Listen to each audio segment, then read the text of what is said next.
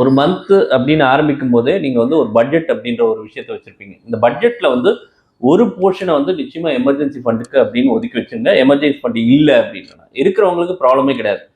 Emergency fund இல்லாதவங்க வந்து ஒரு போர்ஷனை வந்து நிச்சயமா வந்து எமர்ஜென்சி ஃபண்டுக்கு வச்சுக்கணும்.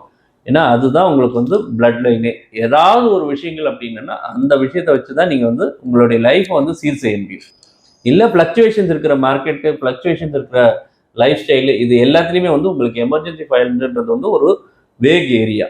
நீங்கள் வந்து தடுமாறுறதே அந்த இடத்துல தான் தடுமாறுவீங்க. அந்த இடத்த நீங்கள் வந்து சரி பண்ணிட்டீங்க அப்படின்னா உங்களுடைய மற்ற விஷயங்களை வந்து நீங்கள் சீராக பார்க்க முடியும்.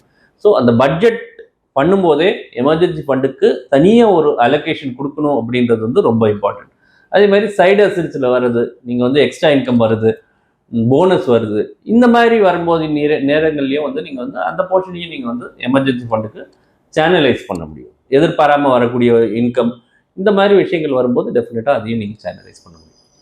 சரி, இப்போ வந்து ஜென்ஸிலாம் இப்போ தான் இன்வெஸ்ட்மெண்ட்டை ஸ்டார்ட் பண்ணுறாங்க அப்படின்றப்ப அவங்க எமர்ஜென்சி கார்பஸை க்ரியேட் பண்ணிட்டு தான் இன்வெஸ்ட்மெண்ட்டே ஸ்டார்ட் பண்ணணுமா, இல்லை இன்வெஸ்ட்மெண்ட் ஒரு பக்கம் எமர்ஜென்சி ஒரு ஃபண்ட் ஒரு பக்கம் க்ரியேட் பண்ணுமாங்க சார்? பேரலாக அவங்க ஸ்டார்ட் பண்ணிக்கலாம், ரெண்டுமே ஸ்டார்ட் பண்ணலாம். பட் எமர்ஜென்சி ஃபண்டை விடாமல் பார்க்கணும்.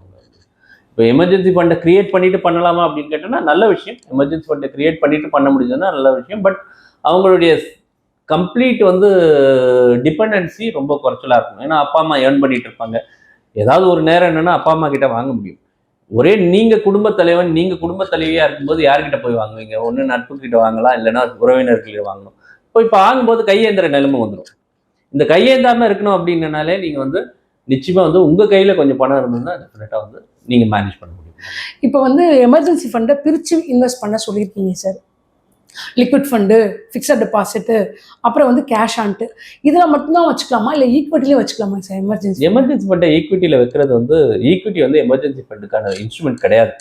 ஏன்னா ஈக்விட்டி நம்ம எப்பயுமே சொல்கிறது வந்து ஈக்விட்டி ஒரு 5 வருஷம் 7 வருஷம் 10 வருஷம் அப்படின்னா மட்டும்தான் இன்வெஸ்ட் பண்ணணும் அப்படின்றது வந்து திரும்ப திரும்ப அது எல்லாருமே நல்ல ஒரு அட்வைசஸ் எல்லாமே சொல்லக்கூடிய ஒரு விஷயங்கள் வந்து இந்த மாதிரி திரும்ப திரும்ப நீங்கள் வந்து லாங் டேர்ம் அப்படின்னா ஈக்விட்டி எடுப்போங்க.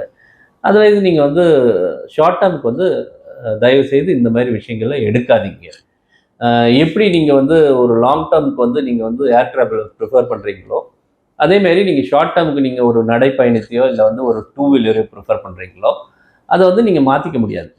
ஃபார் எக்ஸாம்பிள் தெருமுனையில் இருக்கிற கடைக்கு வந்து நீங்கள் வந்து ஏர் ட்ராவல் பண்ண முடியாது. இங்கேருந்து தூரம் போகக்கூடிய டெல்லிக்கு வந்து நீங்கள் வந்து 2 வீலரில் போக முடியாது. இது ரெண்டும் வேறு வேறு வெஹிக்கிள். அதே மாதிரி ஈக்விட்டின்றது வந்து லாங் டேர்ம் வெஹிக்கிள். லிக்விட் ஃபண்டுக்கு வந்து நீங்கள் வந்து ஷார்ட் டேர்ம் லிக்விட் ஃபண்டுன்றது வந்து ஷார்ட் டேர்ம் வெஹிக்கிள்.